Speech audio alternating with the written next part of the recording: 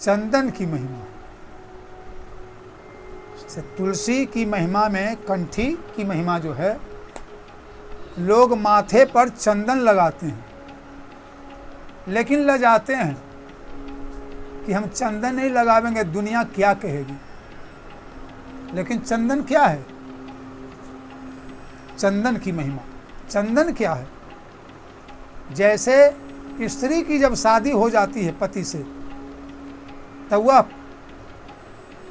उसके प्रमाण के रूप में अपने माथे पर सिंदूर लगाती है कि मैं अब किसी की हो गई। उसी प्रकार जब वैष्णव लोग गुरु से दीक्षा लेते हैं तो दीक्षा में गुरु क्या करते हैं? भगवान से उनका नाता जोड़ा देते हैं। स्त्री के लिए अपना पति हो गया सर्वस्व, और वही जब वैष्णव बने लोग तो उनका संबंध हो गया जगतपति से। जगतपति भगवान है, नारायण है, विष्णु है, राम है, कृष्ण है। तो उनसे गुरु नाता जोड़ देते हैं। एक तरह से वह पुरुष अब सुहागिन बन जाता है। जैसे स्त्री सुहागिन, वैसे वह सुहागन, और उसका प्रमाण के रूप में माथे पर चंदन होता है और गले में तुलसी की कंठी होती है। स्त्री के लिए माथे पर सिंदूर होता है मांग में, और गले में मंगलसूत्र होता है। उसी प्रकार वैष्णव के लिए माथे पर ललाट पर ऊर्ध्व पुंड चंदन और गले में तुलसी की कंठी। तो स्त्री के लिए जैसे जेवर, गले में मंगलसूत्र, तो वैष्णव के लिए वही कंठी। और स्त्री के लिए जैसे मांग में सिंदूर, तो वैष्णव के लिए ललाट पर ऊर्ध्व पुंड चंदन। एक प्रमाण है उसके लिए पति। अब जो वैष्णव बने उनके लिए जगतपति भगवान पति बन गए। इसलिए देखो कहा जाता है स्वामी, जगत के स्वामी भगवान स्वामी।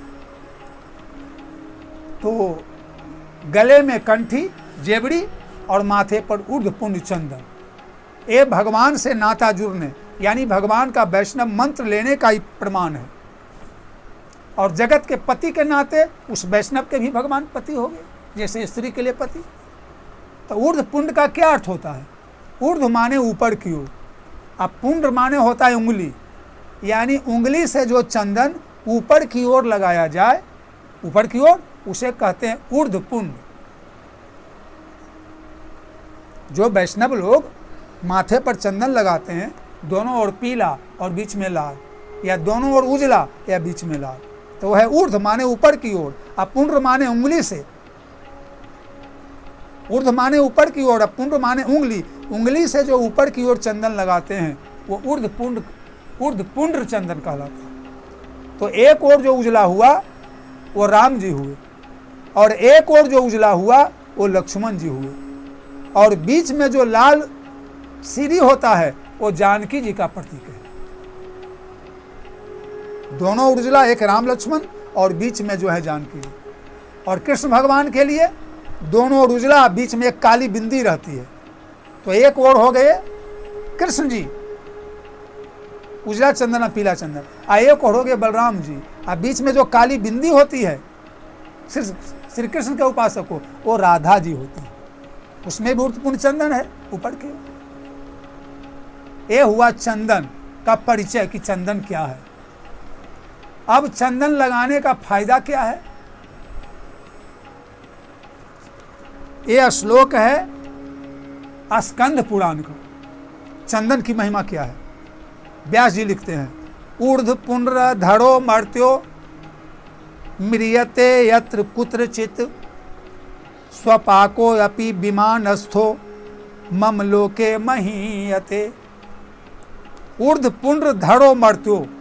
ऊर्ध्व पुंड्र यानी उंगली से लगाया हुआ ऊपर की ओर जो चंदन है, धड़ो जो धारण करता है, यानी जो ऊर्ध्व पुंड्र चंदन माथे पर धारण करता है या लगाता है। मर्त्यो यानी प्राणी या मनुष्य, यानी जो मनुष्य ऊपर की ओर चंदन जो अपनी उंगली से माथे पर धारण करता है।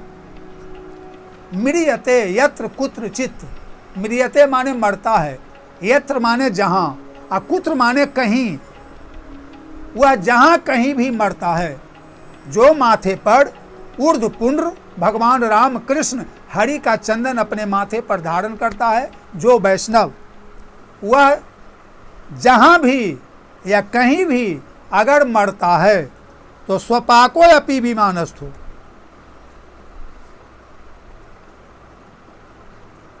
अगर वह स्वपाको, स्व माने कुत्ता, पाको माने पकाने वाला, यानी कुत्ते का मांस खाने वाला भी अगर हो तो विमानस्थो, विमानस्थो माने चढ़कर, विमान पर आरूढ़ होकर बैठकर मम लोके, मेरे धाम में महीयते जाता है और विराजमान होता है।